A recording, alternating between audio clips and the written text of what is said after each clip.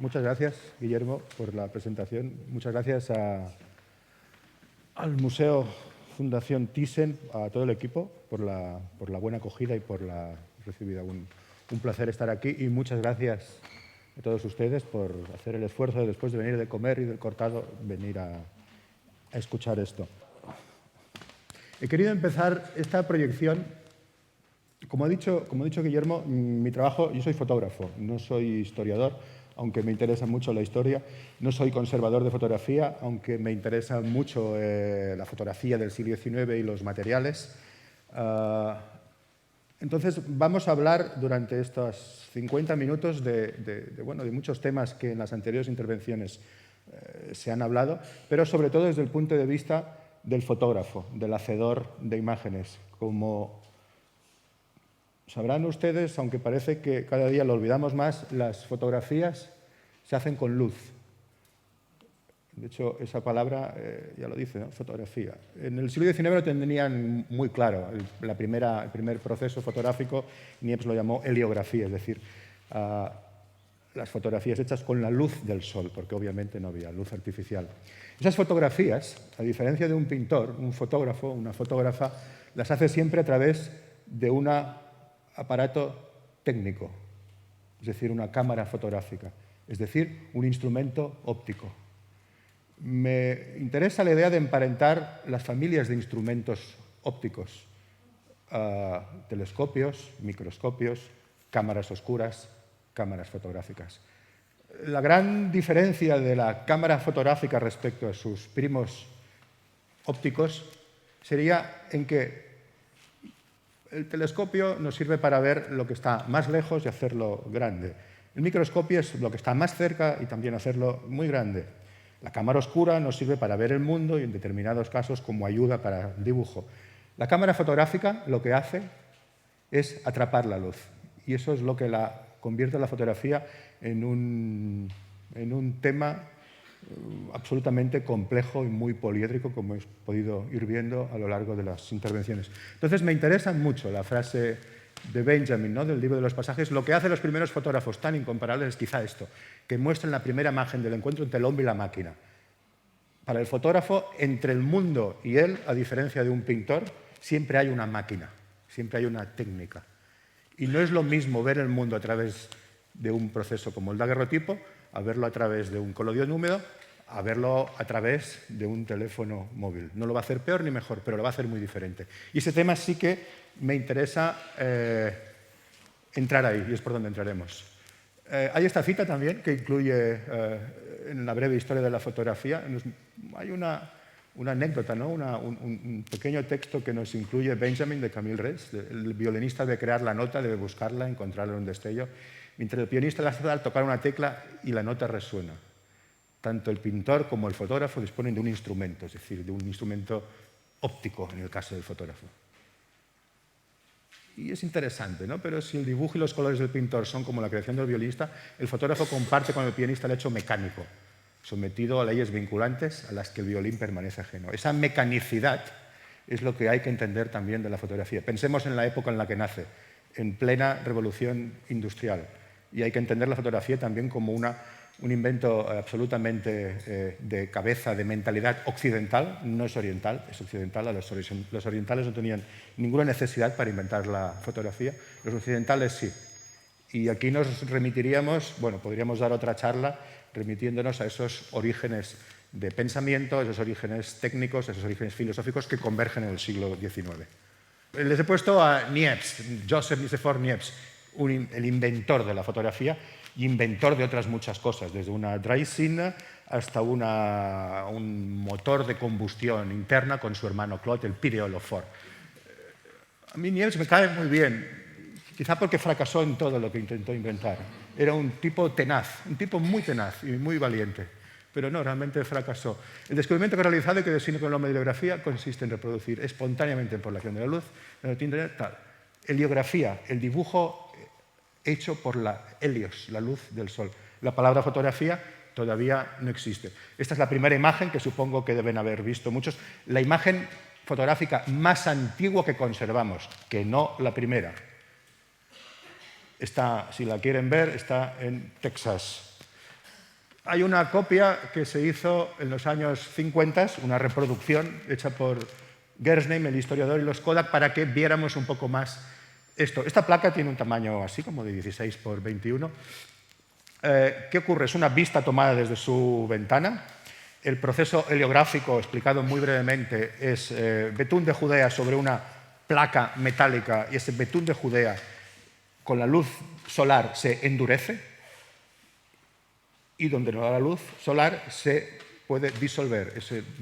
Esa disolución será con una especie de petróleos, con petróleos que disuelven esa parte de la placa que no se ha visto afectada por la luz.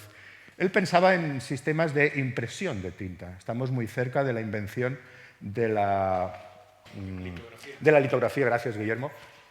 Entonces él está empezando en entintar. Lo que quiere es encontrar una placa que funcione solamente con la luz. Quedémonos con esta imagen en donde vemos el sol a ambos lados. ¿Qué ocurrió aquí? Ocurrió que la sensibilidad del betún de Judea es absolutamente minúscula, pequeña. Esa exposición, según experimentos del investigador francés Marigné a finales de los 90, quizá estuvo 2 o 3 días, no 7 u 8 horas. 7 u 8 horas lo consiguió en otro proceso, que era el FIS-autotipo, junto con Daguerre. ¿Qué ocurre? El sol se mueve y da las sombras y las luces a todos lados. Él ya en su momento dice, esta cosa no va a marchar así, esto no va a funcionar. Este es el aspecto que tiene en Texas. Dejemos ahí a Niepce.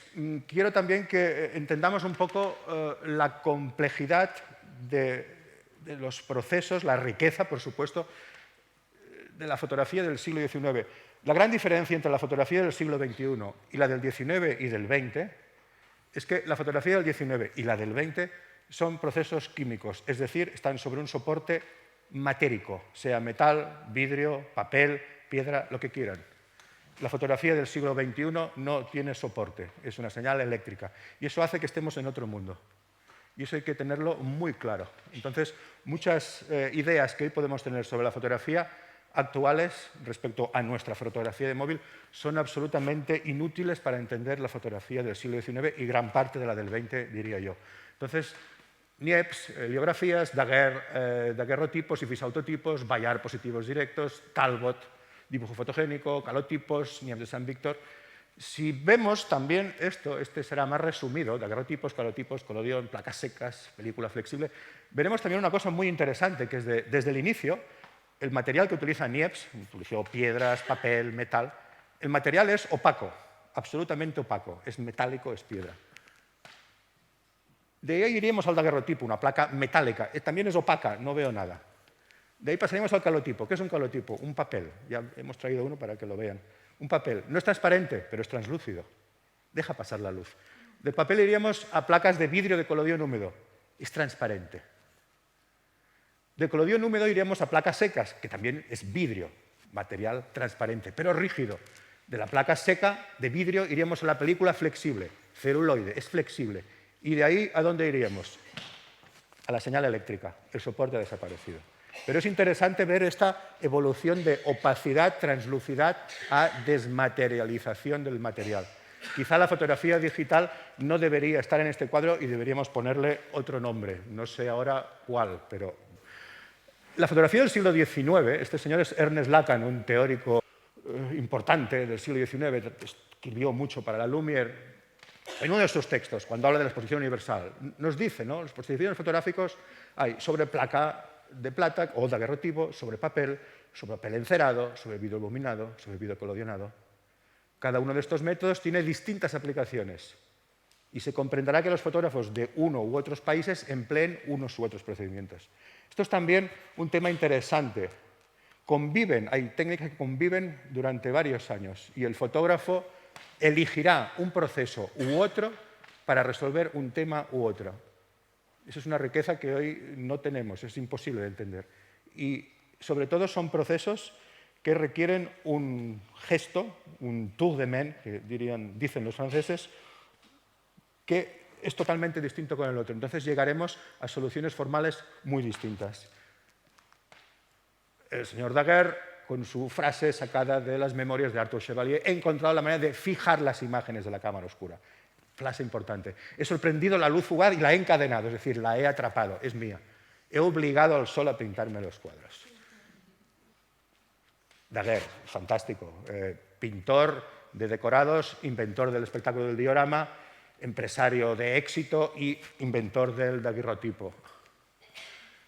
Ahí lo tenéis, un grabado, claro, no había fotografías, cuando él hará un tratado con Niepce, no nos alargaremos aquí, Niepce morirá en 1833, empezarán a trabajar, Daguerre continuará sus investigaciones y acabará construyendo, descubriendo el daguerrotipo.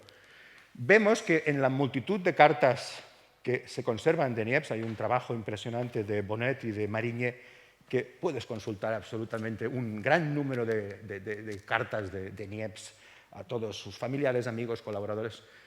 Vemos que en estas cartas se está insistiendo siempre en la prontitud. Daguerre lo tiene claro y Niepce también, aunque parece que al principio no tanto. Esto ha de ser rápido, no podemos estar 8 horas para hacer una foto. La luz cambia y el mundo cambia. Este es un tema que en las anteriores intervenciones también ha salido.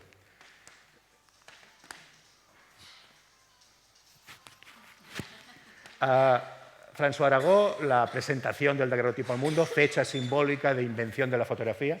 Es simbólica, insisto, la fotografía se inventó antes, Daguerre, Niepce, ahí lo tenéis. No es casual tampoco, esto da que pensar que la fotografía se presente en una academia de ciencias y la presente un científico, no Daguerre. Eso también da mucho que pensar, no entraremos ahora porque nos iríamos. El famoso manual de Daguerre. Daguerre hace, bueno, él inventa este proceso y publica este manual se traduce a multitud de lenguas, tiene un éxito atroz. Técnicamente es un muy mal manual, no explica muy bien cómo se hace un daguerrotipo, realmente no lo explica muy bien. Es más, su proceso de daguerrotipo es muy limitado. Aquí, por ejemplo, tenemos las famosas láminas donde vemos, a ver, me han dicho que esto, fantástico. Esto es la cámara de perfil, de planta. Esto es el chasis para cargar la placa, ahí lo tienen abierto, cerrado. Esa es la caja de iodurar, en perfil, en sección, desde arriba. Esa es la caja de guardar las placas.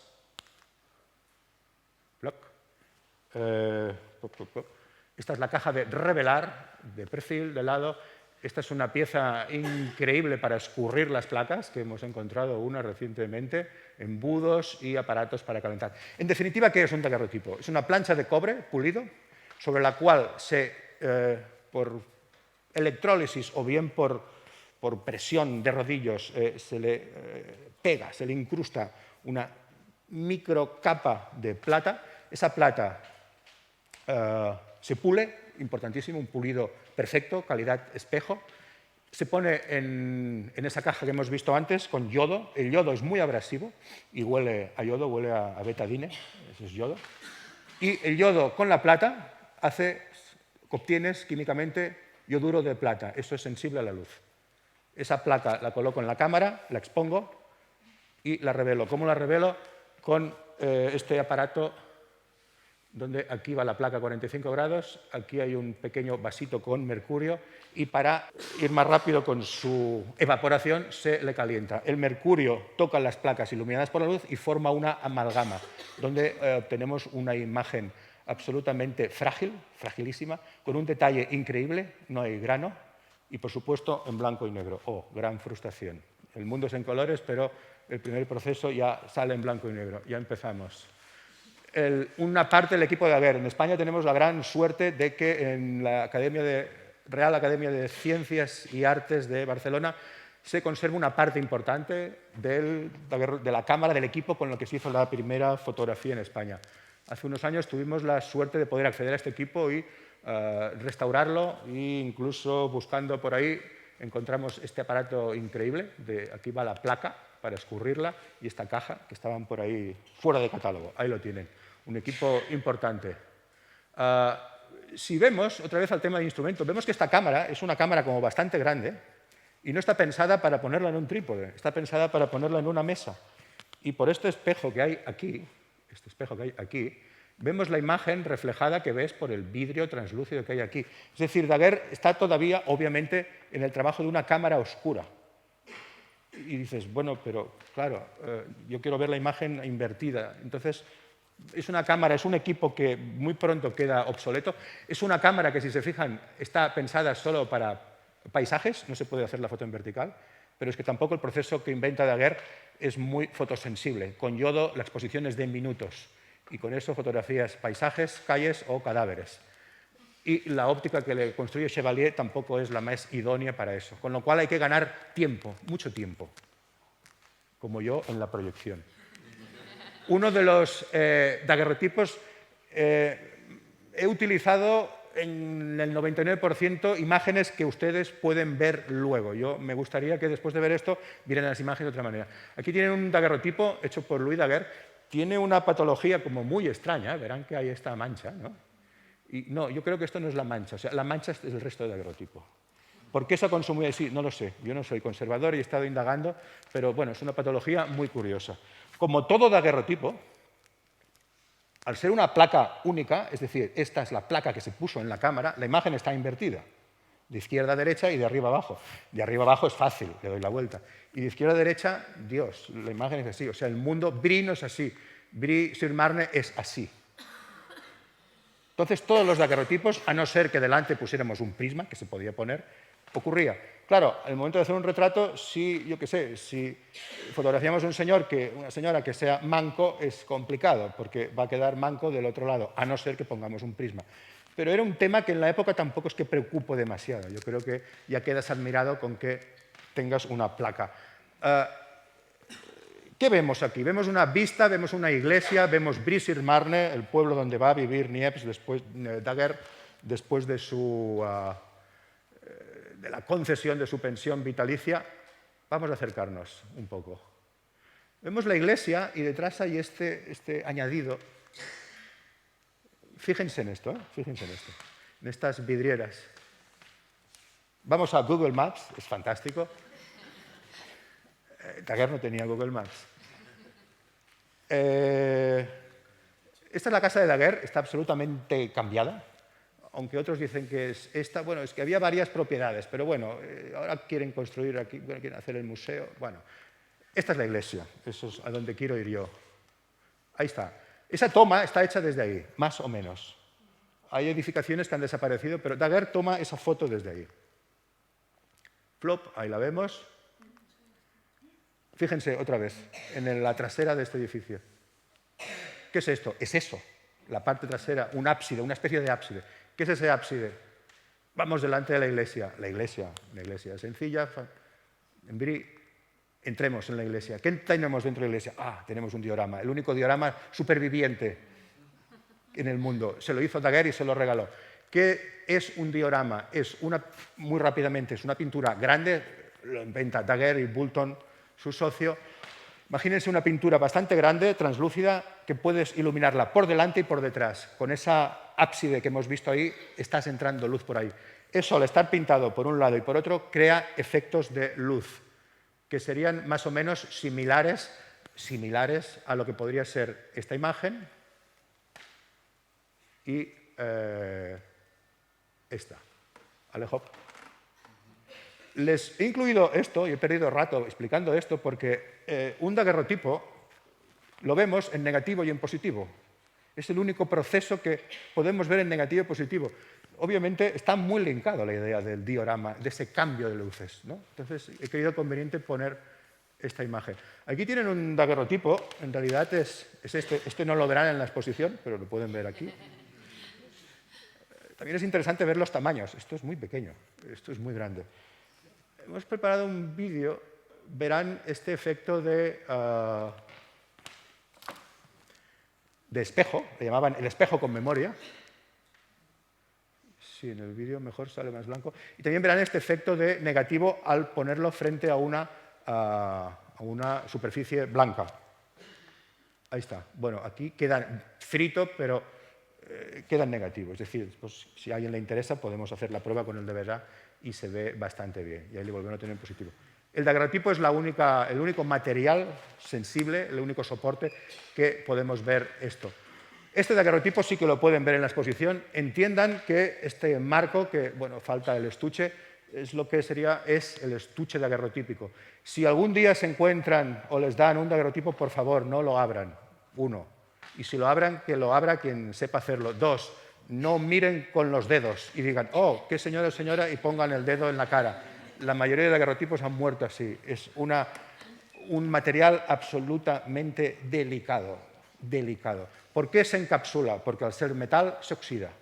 El oxígeno lo oxida, entre otras patologías. Ahí podemos ver todo el esquema. Marco, placa, separador, vidrio y este metal que los americanos llaman preservers, este passepartout, que cierra todo esto y se enmarca. Aquí pueden ver este otro daguerrotipo, lo están viendo en positivo. Aquí pueden ver, este no lo tienen en la exposición, pero les he incluido esta foto para que vean el desmontaje de este paquete daguerrotípico. Un daguerrotipo no te lo vendía en la placa así, no, siempre va en estuche.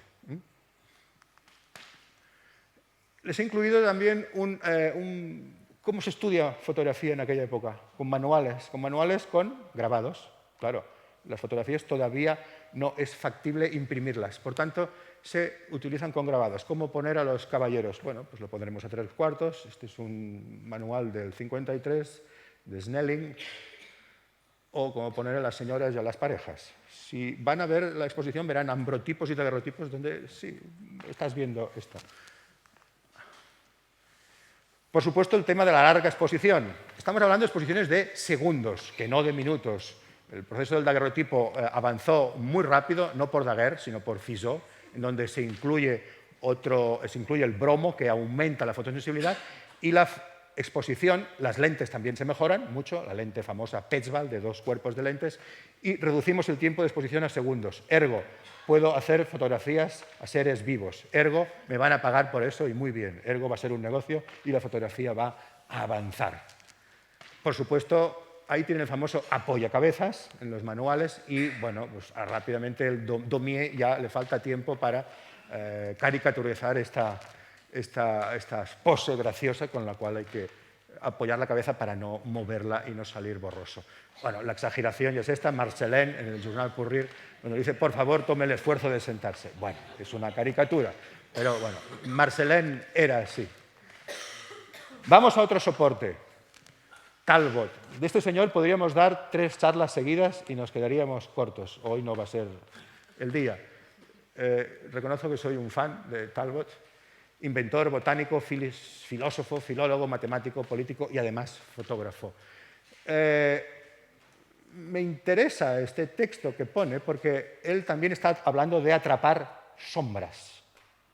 Es interesante. Él atrapa sombras, no atrapa luces. En los primeros cuadernos de Talbot tenemos una información increíble. El especialista máximo es el señor Larry Schaff, el profesor Larry Schaff. Está 40 años estudiando, ha producido una investigación sobre Talbot increíble y tiene un par de webs increíbles sobre esto, en donde podemos consultar toda su producción y todas sus cartas. Él habla de fijar sombras, ¿no? Este es uno de los negativos más antiguos que tampoco puede ver aquí, lamentablemente lo ven aquí. Es muy pequeñito, 10 centímetros por 11. ¿Qué es esto?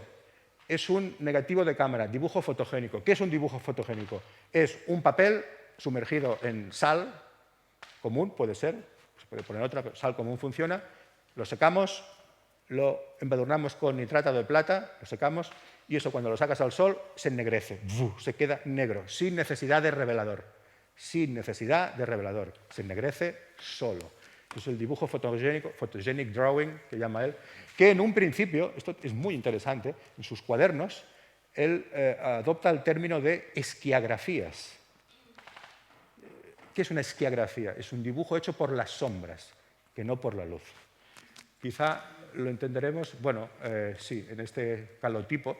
Él ve sombras y no ve luces. Claro, si no hay sombras, no hay luces, y a la inversa, ¿no? Al final, para no alargarnos más, porque no tenemos tiempo, él es el inventor del calotipo. ¿El calotipo qué es? El calotipo es un papel, él utiliza papel de carta. Gracias. Antes hablamos... Gracias. Ahí. Es un papel, no sé si lo ven desde ahí. Lamentablemente este no es de Talbot. Este lo hice yo, pero bueno, es pequeñito.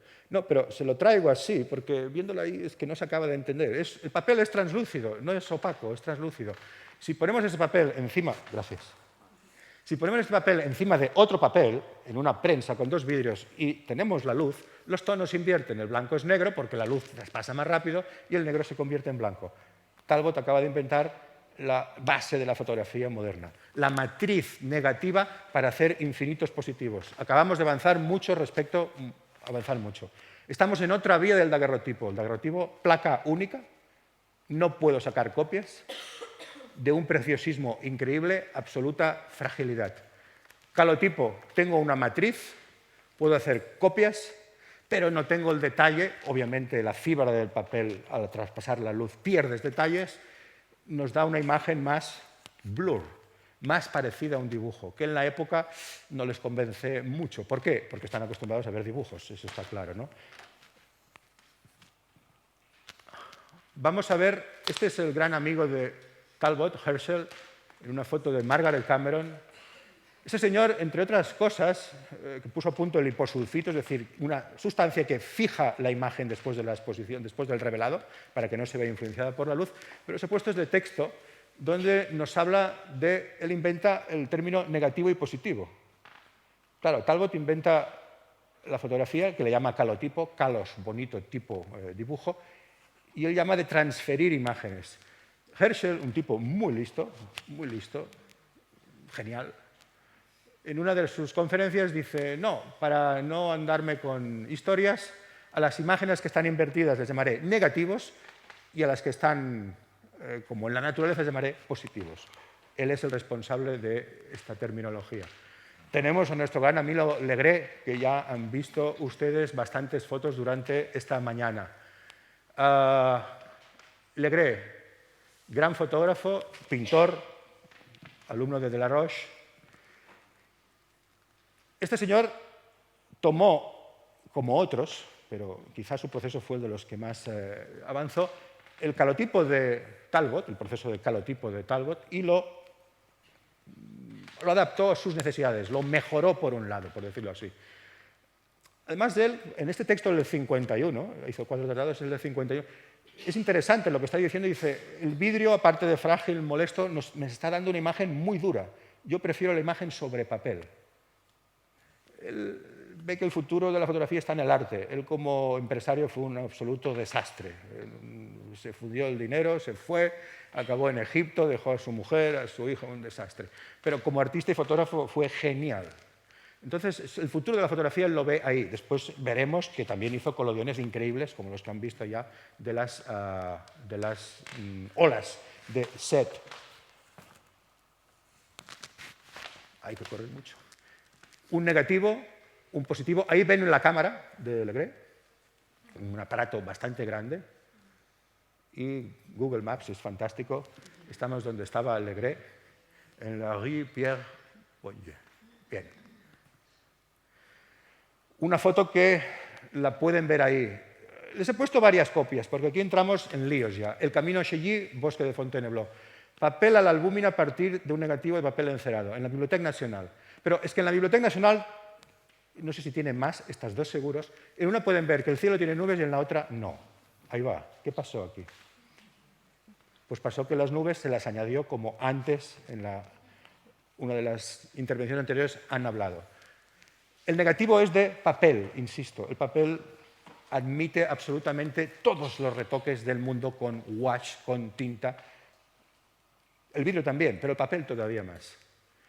El problema de estos... Bueno, sí, puede ser un problema. Todos estos procesos, daguerrotipos, colodión, calotipos, sufren, por decirlo así, sí, de hecho sí, sufren porque ellos lo sufrieron, que son absolutamente ultrasensibles a la luz ultravioleta. Nada sensibles al rojo, poco sensibles al verde, aunque lo del verde lo podemos solucionar añadiendo un poco de bromuro a las fórmulas, pero bueno. El problema es que el cielo siempre queda sobreexpuesto, es decir, queda blanco. Y Legré y otros dijeron, es que no me gusta el cielo blanco, me gusta con nubes. ¿Cómo lo hago? Enmascaro los cielos con un negativo y positivo 2 veces, y voy a añadir nubes. Ahí tienen la copia que pueden ver expuesta, El Camino a Chailly, Bosque de Fontainebleau. Esta es del Victorian Albert Museum, se hicieron muchas copias. Vamos a ver la más grande, con un texto de Legré, La teoría de los sacrificios, que Dominique ya ha hablado de ella.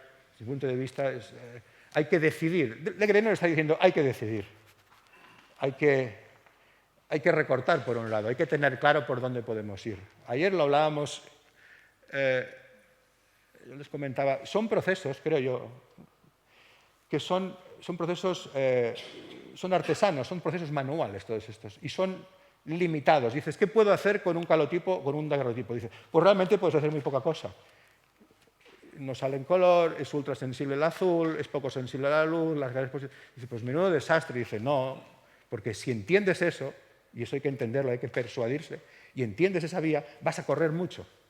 Y es lo que hace toda esta gente, y es lo admirable de su trabajo. Entendieron perfectamente qué tenían entre manos. Por eso, en algún momento, Benjamin también dice, para mí la fotografía fue esos inicios de las décadas de los 40, 50, en donde la relación que establece el fotógrafo con su técnica es la ideal. No va más allá, no hay industrialización. Está entendiendo perfectamente qué tiene entre manos. Después, con la industrialización del proceso, será otra cosa y todo aquello se perdió.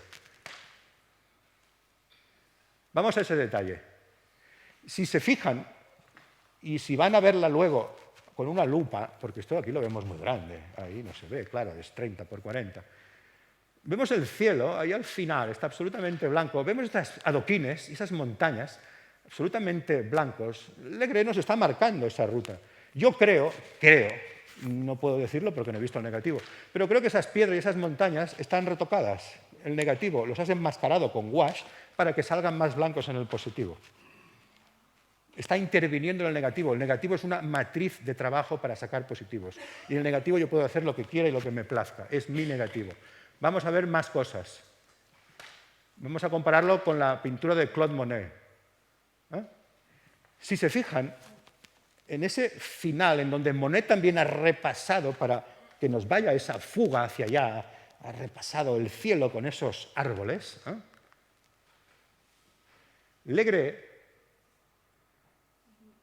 ha hecho lo mismo, pero gracias a la reproducción tan bonita que me han pasado desde aquí a gran resolución, si vemos esos árboles, realmente yo creo que se puede intuir ese enmascaramiento. Insisto, sin tener el negativo en la mano no se puede decir. Yo solo he visto esto, pero podemos intuir. Y de hecho se hacía.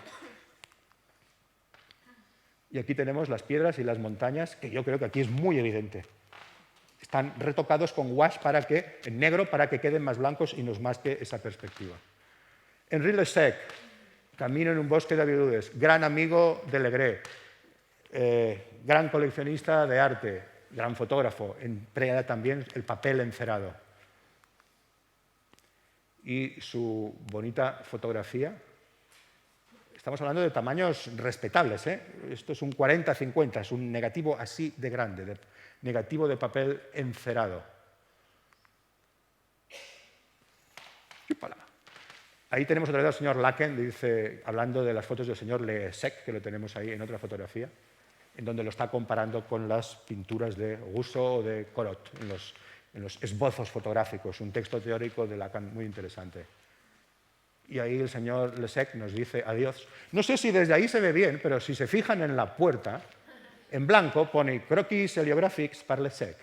Ese croquis héliographique par Lessec, posiblemente esta foto estaba pensada para hacer la portada de un álbum, que yo creo que no hizo nunca, pero esas letras están dibujadas en el negativo, en negro, y aquí aparecen en blanco.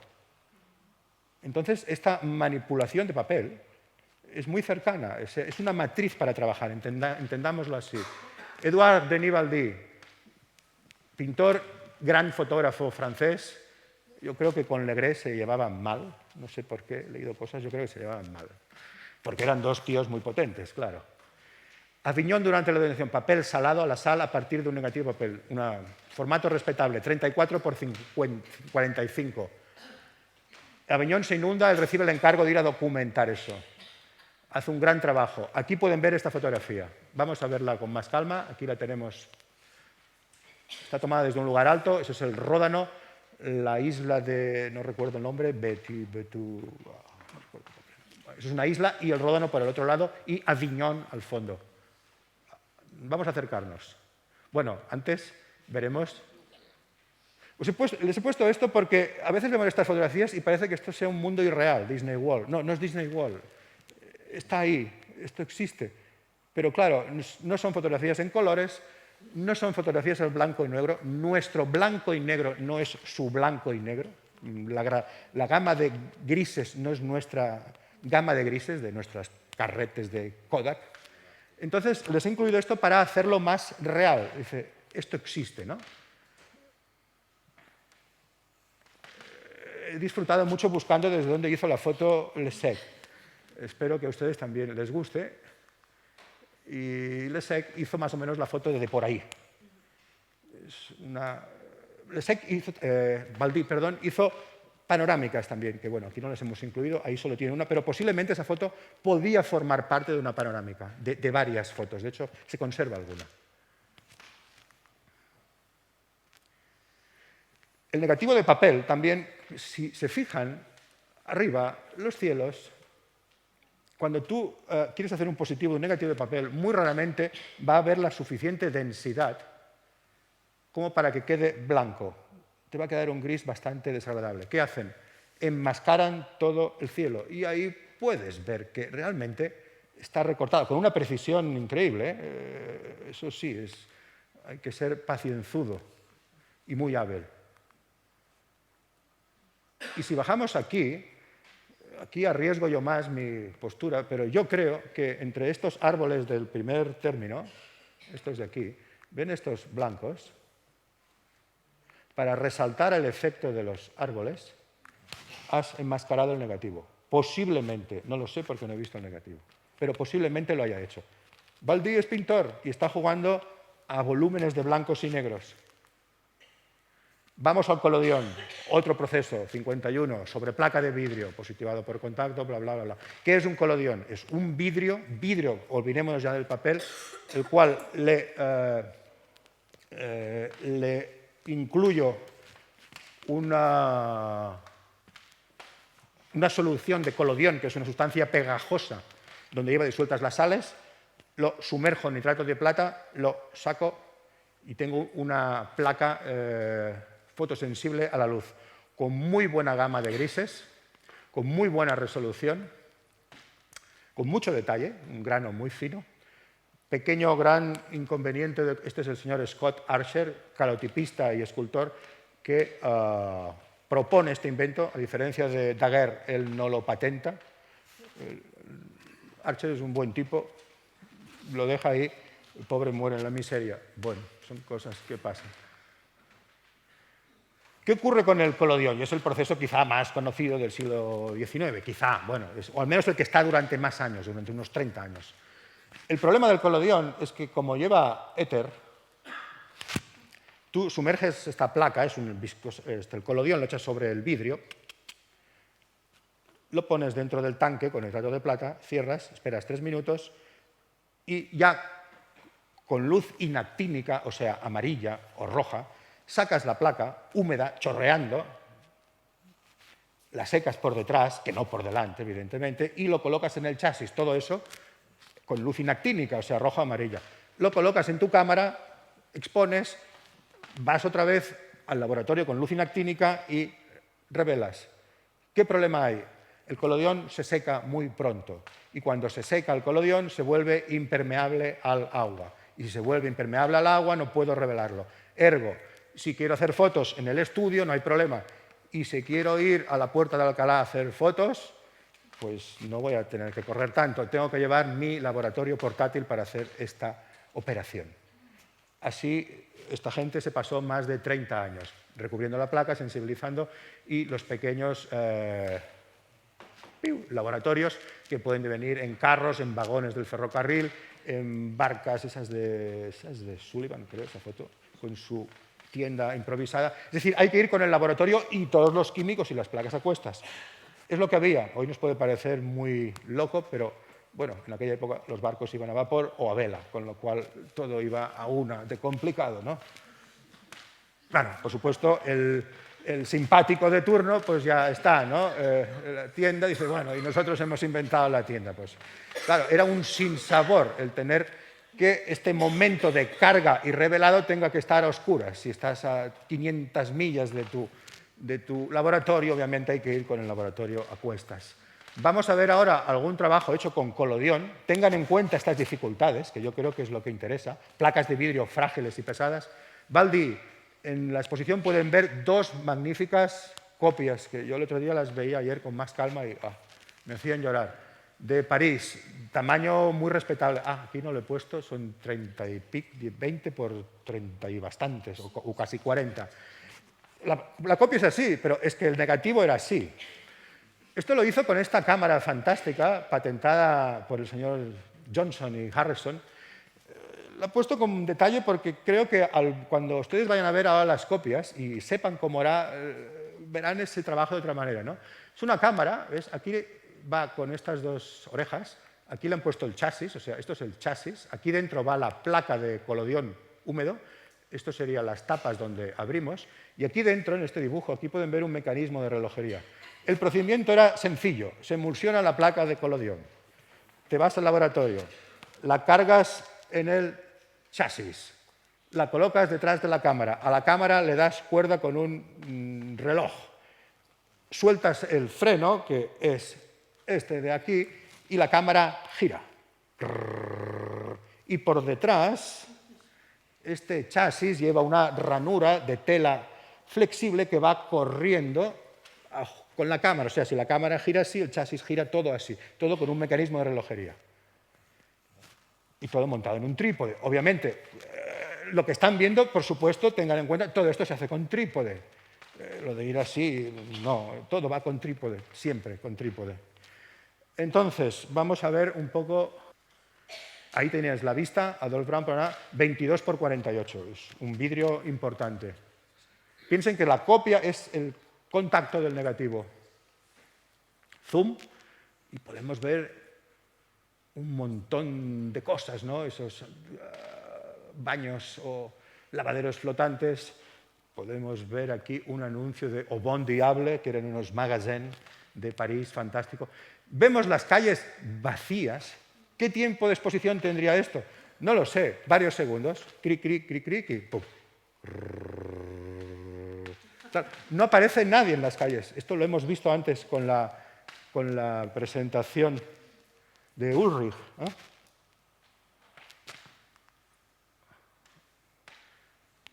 ¿Dónde fue el señor Baldi a hacer esta bonita panorámica? Pues se fue a la torre de Notre Dame. Vale, os la he puesto desde aquí. Ahí arriba hubo que subir todo el equipo y pues quizá en la planta de abajo, no lo sé, improvisar un laboratorio, por supuesto. No iba a ir el pobre ayudante de Baldi corriendo, no. El laboratorio lo montas aquí. Con lo cual vemos la dificultad de estos procesos. De ahí que vuelva al principio de la charla. Cómo nos relacionamos con el mundo dependiendo del instrumento o proceso técnico con el que estemos trabajando. La relación que estableces con París trabajando con colodión es muy distinta a la de si voy con un móvil. No es peor ni es mejor, pero es distinta. Entonces reflexionemos sobre eso porque yo creo que es el tema de esta charla. La otra panorámica, panorama del Pont Neuf. Detalle, otra vez vemos los rastros de la gente que hemos visto en la exposición de Ulrich. Y esto tan bonito, ¿no?, de Google Maps. La foto la hizo desde ahí. Una cámara que cubría, me parece que eran 120 grados. Fantástico. Yo pagaría 100 euros por verla funcionar, esta cámara. Tienen alguna, pero no sé si alguien la ha hecho funcionar. Bueno, quizá 100 euros sea mucho. Bueno, algo menos. Vamos a entrar en el tema de los materiales, de los procesos, collodion húmedo. Fantástica copia 28 por 43. Piensen que la copia sería más grande, los bordes se cortaran del puente del Ródano. De esta no esperen Google Maps porque este puente lo han derribado, lo siento. No hay Google Maps. Detalle, figuras transparentes fantásticas. Vemos que el señor que estaba sentado hoy o leyendo un periódico también se movió. Y vamos a ver las trazas del material. Negativo de vidrio, collodion húmedo, con sus ventajas y sus grandes inconvenientes. Coño, vamos a acercarnos más. Es fantástico tener fotos de definición. Y vienen unas manchas. ¿De qué son estas manchas? Estas son estas. Pues esto, cuando trabajas con collodion, viendo este positivo, que esto no hay que hacerlo, porque si no ves el negativo es arriesgar, pero viéndolo, esos son los típicos cometas, que es que el baño de plata estaba no absolutamente limpio. Y al revelar quedaron esos rastros, son los cometas. El collodion tiene 1000 problemas. Por eso todos estos procesos desaparecieron de la faz de la Tierra. ¿Por qué? Porque son todos unos procesos en los cuales hay que estar absolutamente encima de ellos. Si varía la temperatura se descontrolan, si varía el sol se descontrolan, si varía la humedad se descontrolan, hay que estar muy pendiente. Entonces tienen una multitud de patologías. Esto que están viendo aquí, cuando vayan a ver la copia, ni se ve, ni se adivina. Pero bueno, se lo muestro como una patología típica, defecto de la emulsión de collodion. Notre Dame, copia soberbia, 26 por 20,3, algo más pequeña que la anterior. ¿Qué vemos aquí? Ese es el detalle. Lo que antes hemos visto en la exposición, tiempo de exposición largo, caballos transparentes, cabezas movidas, un detalle finísimo, fantástico. ¿Y qué más vamos a ver que no sé si se aprecia desde ahí? Con el collodion ocurre lo mismo. Es absolutamente ultrasensible al azul. Los cielos, si quiero exponer correctamente para las puertas y esta sombra, y en esta sombra tengo detalle, el cielo lo voy a sobreexponer, es decir, me va a quedar negro, ergo en el positivo me va a quedar blanco, desastre. Entonces me va a quedar gris. ¿Qué hace el señor Baldí? Como hacían otros. No sé si se ve, pero si se fijan aquí, a ver, tiento fijo, se ve un blanco y se ve un gris, con lo cual vemos que toda la placa se ha ido resiguiendo de wash negro para dejar el cielo blanco e inmaculado. Complicado, pero era así, no hay más. Bien, fantástica. El Valle del Wisne del señor Silvi, una copia fantástica, hecha también con dos negativos, uno para cielo, otra para el tema, por este problema de exposición de luz que tenemos. En el 4, el señor Marc Peñó, que no lo conozco, investigador, encontrado la referencia, encuentra esta copia sin cortar. Recuerden esta, es ovalada, y ahora vemos esta. Vale. ¿Qué vemos? Bueno, de entrada vemos varias cosas. Vemos que hay cosas escritas por el señor Sylvie, de su mano, ¿no? Porque se las regala el señor Beauperer. Dice, Monsieur, no sé quién, profesor del college. Y aquí abajo nos dice, objetivo simple de 3 pulgadas, del Leroy-Secretan. Objetivo simple es un objetivo de retrato con 2 lentes, no con 4. 2 negativos al collodion húmedo de 3 a 4 segundos de exposición en Nogent-le-Rotrou. Y el operador es el señor Félix Montague, no fue Camille Sylvie. Y en la otra vemos que hay unos empleados del ferrocarril. Allez-hop, ahí los tenemos, empleados del ferrocarril, monsieur el profesor. Y podemos pensar, yo creo, que esto es el collodion que se le ha despegado, la emulsión ha caído, se ha despegado de la placa. Y si aquí abajo vemos que parece que salga como quizás sea el borde del puente o el borde de algo, dices, hacer la copia completa no va a funcionar. Quizá por eso hizo el óvalo, la recortó y queda fantástica. Pero la retórica de este material quizá muy posiblemente lo obligó a hacer eso. Yo insisto, está hecho con 2 negativos. Aquí la tenemos tal cual y aquí sí que tenemos Google Maps.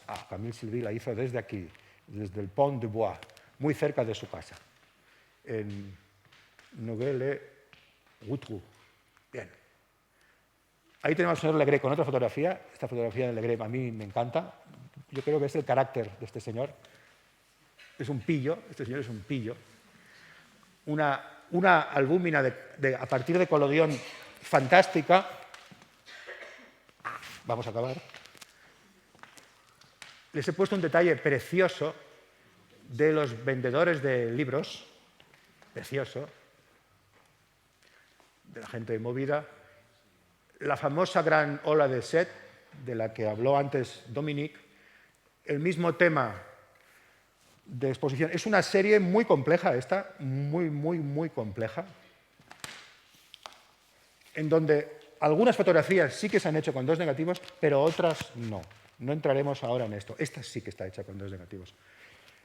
Me ha parecido interesante, he encontrado un texto de 10 líneas, que se lo voy a leer, mientras vemos esto, una crónica del señor Monsieur Henri Dodigier, escrito en La Patrie, el 25 de julio del 58, hablando precisamente de esta fotografía. Dice, una vista del Mediterráneo de Messier Legré, frente a la ciudad de Sète. Las olas se encrespan en la distancia, descienden en espuma hacia el espectador y se rompen como polvo blanco en las rocas de la orilla. Cada ola está coronada por una pequeña borla blanca de la que parece que uno podría contar las amargas gotas, o las gotas amargas, mejor. En el borde de la imagen, una ola enorme que se rompe contra un gran arrecife negro, también lanzada, tan impetuosa, tan burbujeante, que uno estaría tentado a retroceder para no ser golpeado por su furioso impulso. El tiempo que tardó en sorprender y fijar en el vidrio esta pequeña escena sin figuras humanas es, por así decirlo, inapreciable, un 20avo de segundo. Nunca se había logrado tal prodigio de prontitud y destreza. Vamos acabando. Tienen en la exposición, he querido incluir algo de retrato del señor Disdery, pintor, actor, fotógrafo. Quizás su gran mérito fue inventar este formato de las cartes de visite. En la exposición pueden ver 4 ejemplos, creo, de estas cartas. En definitiva, ¿qué es esto? Bueno, el señor Disdery era un buen empresario, aunque acabó también absolutamente arruinado. No fue el único de los fotógrafos que acabó absolutamente arruinado, pero él sí especialmente. Es una cámara con 4 lentes, con 4 compartimentos. Ponemos una placa de colodión. Bueno, estas de 4, las había de 8, como pueden ver aquí. Entonces lo que hacemos es poner a esta bella dama, la infanta Josefa Fernanda, y o bien podemos hacer 8 retratos iguales, o 4, o bien puedo decir, pues 2 en pie, 2 sentadas, y por contacto sacamos una única hoja que luego recortamos. El valor de esta pieza es que está sin recortar. O sea, al final esto era para hacer esto, una carta de visite. Pero la potencia de este material es que están por cortar. O sea, ya nadie las cortó en 1860 y obviamente ahora nadie lo va a hacer porque caería sobre él la furia de Dios. Disdery, carte de visite, un material, tienen otro ejemplo.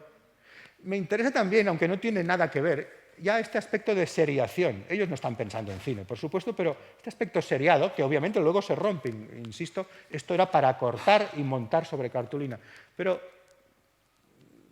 es curiosa esta imagen, estas hojas seriadas, ¿no?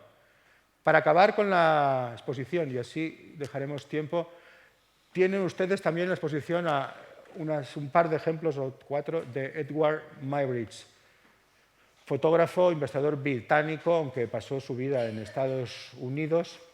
Él fue, si no el primero, de los primeros, empleando primero colodión, después ya placas secas, en